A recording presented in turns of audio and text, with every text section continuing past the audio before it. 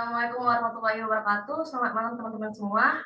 Baik, kita dari perwakilan kelompok 10 akan mempresentasikan laporan tugas 1 Data Warehouse and Business Intelligence. Nah, yang mana nama kelompok kami tertera di sini.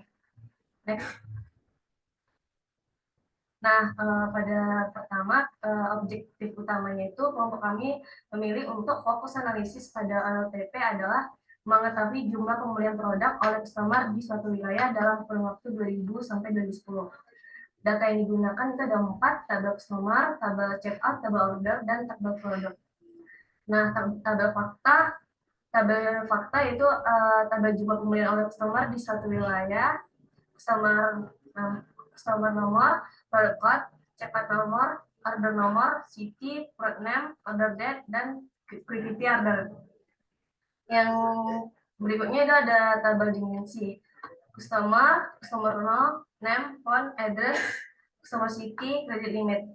Berikutnya ada checkout no, quantity order, price age. Yang ketiga ada order no, order date, record date, ship date, status, dan comment. Yang terakhir itu ada produk, yaitu ada product code, product name, product description, quantity in stock, dan by price. Nah, yang kedua ini ada pemetaan data dari OTP ke dalam data warehouse. Nah, dari OTP ini pada tabel nomornya memiliki atribut yang mana dari tabel itu fakta jumlah pembelian oleh customer di suatu wilayah. Next. Untuk checkout yaitu ada di PTT order karena fakta jumlah pembelian oleh customer di suatu wilayah. Berikutnya ada orders. Untuk atributnya itu ada di order date dan di status. Berikutnya ada di produk. Untuk atributnya itu kita ada di product code sama product name. Nah, bisa di next ke atas.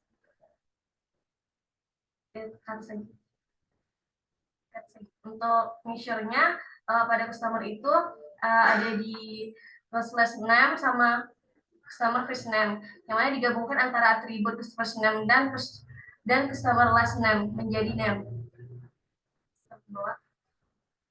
Yang kedua itu ada di measure checkout pada bagian quantity order. Yang di order misalnya itu ada di status, disorter untuk menampilkan kecuali cancel. Baik, bisa dilanjutkan oleh saya. Oke, baik. Yang ketiga ini yaitu skema tabel fakta dan dimensi. Di sini dari tabel faktanya yaitu tabel jumlah pembelian customer di suatu wilayah. Yang pertama yaitu customer number sebagai FK yang diambil dari dimensi customer. Selanjutnya yaitu product code sebagai FK yang diambil dari dimensi produk. Kemudian checkout nomor diambil dari dimensi checkout. Dan kemudian order nomor diambil dari dimensi order. Kemudian city yang diambil dari dimensi customer, dan ada product name yang diambil dari dimensi produk. Kemudian ada order date yang diambil dari dimensi order, dan quantity order diambil dari dimensi checkout. Selanjutnya berikut ini adalah desain data warehouse yang kami kerjakan. Oke.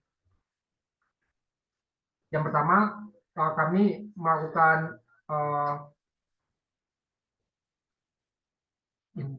input data dari SQL, kemudian kita menggunakan fungsi stream lookup untuk menggabungkan antara data order dan customer ini. Kemudian data produk dan checkout juga kami lakukan kami gabungkan menggunakan stream lookup. Kemudian dari kedua data ini kita gabungkan menggunakan stream lookup lagi dan melakukan select value dari data-data yang kita butuhkan, kemudian kita filter dan jadi outputnya. Oke, selanjutnya bisa dilanjutkan rekan Yusa. Baik, terima kasih. Sebelum kita lanjut ke bagian selanjutnya, mungkin ada koreksi dulu untuk sebelumnya dari rekan saya di Pika. Tadi untuk tabel status kami tidak masukkan. Kenapa? Karena di situ kami sudah menentukan untuk tabel status sendiri sudah termasuk dalam pengiriman sendiri. Jadi untuk status order, cancel, dan juga ready itu tidak kami masukkan.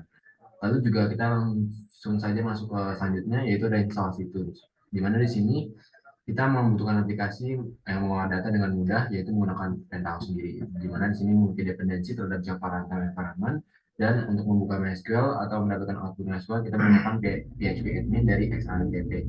Nah, makanya di data yang kami buat ini, kami membuat dua tabel MySQL yang dipisahkan. Yang pertama untuk tabel dimensi, yang kedua untuk menjadi tabel output.